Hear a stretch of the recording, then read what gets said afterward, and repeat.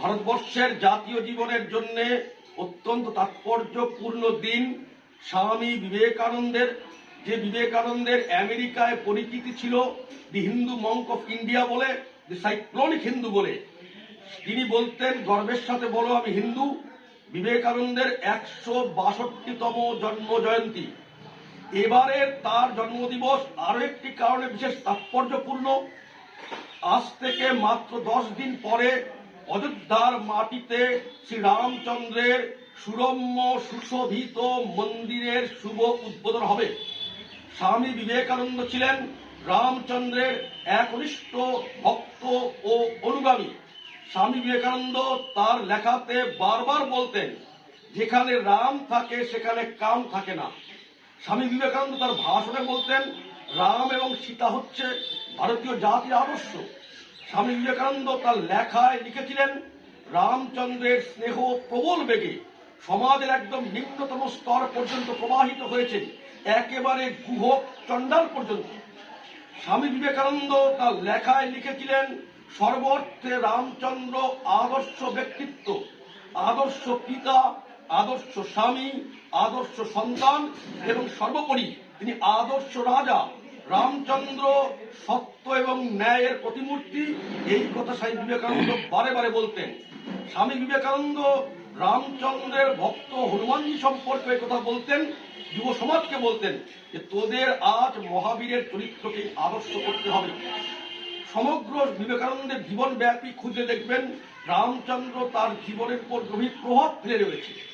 স্বামী বিবেকানন্দ যিনি বলতেন গর্বের সাথে বলো আমি হিন্দু, আমরা হিন্দু, আমরা হিন্দু সংগতি বিবেকানন্দের সেই কথাকে অক্ষরে অক্ষরে পালন করার চেষ্টা করি।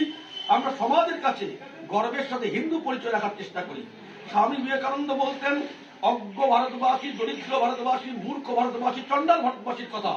আমরা হিন্দু সংগতির চেষ্টা করি একদম সমাজের প্রান্তিক অবহেলিত হিন্দু সমাজের মধ্যে আমাদের কাজ করবার জন্য। স্বামী বিবেকানন্দ বলতেন তোমার ধর্ম থেকে একজন চলে যাওয়া মানে তোমার সমাজে একজন শত্রু বেড়ে যাওয়া।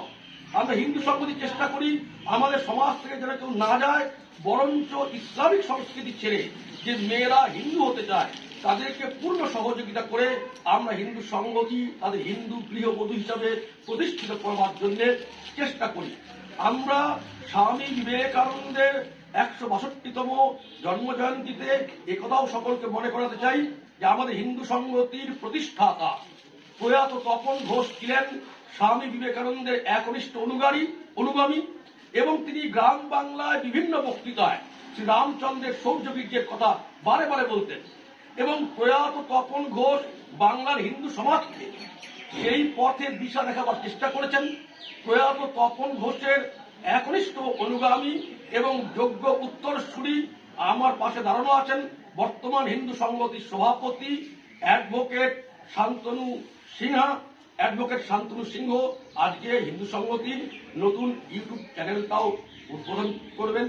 আমরা বিবেকানন্দের জন্ম জয়ন্তী সকলকে শ্রদ্ধার সঙ্গে পালন করবার জন্য হিন্দু সংগতির পক্ষ থেকে আবেদন রাখছি এবং 10 দিন পরে বিবেকানন্দের আরাধ্য রামচন্দ্রের মন্দিরের উদ্বোধন সম্পর্কেও এই তাৎপর্য সকলের কাছে পৌঁছে দেওয়ার জন্য প্রয়াস করবার জন্য সকলকে অনুরোধ জানাচ্ছি।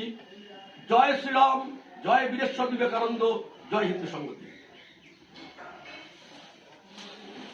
বিবেকানন্দ কখনো ধর্মনিরপেক্ষতার কথা বলেননি। বিবেকানন্দ বারে বারে বলেছেন ধর্মের কথা। উনি বারে বারে বলেছেন ভারতীয় সমাজে ধর্মের গুরুত্ব এতটাই যে এখানে মা কালী পাটা খাবেন আর শিব ষাঁড়ের পিঠে ঘুরে বেড়াবেন। ধর্মনিরপেক্ষতার এই যে একটা নোংরা চক্রান্ত, সেটাকে বাদ দিয়ে ধর্মকে প্রতিষ্ঠা করবার জন্য বিবেকানন্দের আদর্শে বিবেকানন্দকে পাথেয় করে আমরা হিন্দু সংগঠন আমাদের পথে চলছি। আমাদের সামনে পথ, যে পথ তপন ঘোষ দেখিয়ে গেছেন, সেটা হচ্ছে পশ্চিমবঙ্গকে এক জিহাদি মুক্ত রাজ্য করা। পশ্চিমবঙ্গে কোনো জিহাদি থাকবে না।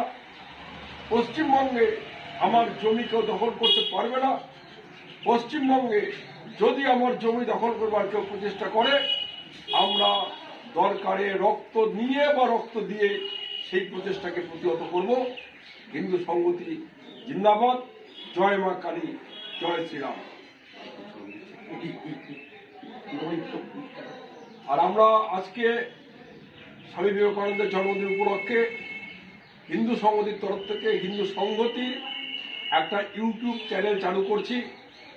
বিকেলের মধ্যে সেটা চালু হয়ে যাবে। সবার কাছে আমাদের অনুরোধ, ইউটিউব চ্যানেলটি আপনারা দেখবেন এবং দেখতে সাহায্য করবেন অন্যান্য মানুষকে, যেন হিন্দু সংহতির বার্তা, যে বার্তা তপন ঘোষ দিতে চেয়েছিলেন, সেই বার্তা যেন আমরা মানুষের কাছে পৌঁছতে পারি। হিন্দু সংহতি জিন্দাবাদ। জয় মা কালী। এখন স্বামী বিবেকানন্দের চরণে পুষ্পার্ঘ্য দিয়ে শ্রদ্ধা জানাবেন হিন্দু সংহতির বর্তমান সভাপতি অ্যাডভোকেট শান্তনু সিংহ। স্বামী বিবেকানন্দ লাভ প্রণাম, লাভ প্রণাম, লাভ প্রণাম, স্বামী বিবেকানন্দ লাভ প্রণাম, লাভ প্রণাম, লাভ প্রণাম, স্বামী বিবেকানন্দ লাভ প্রণাম, লাভ প্রণাম, লাভ প্রণাম।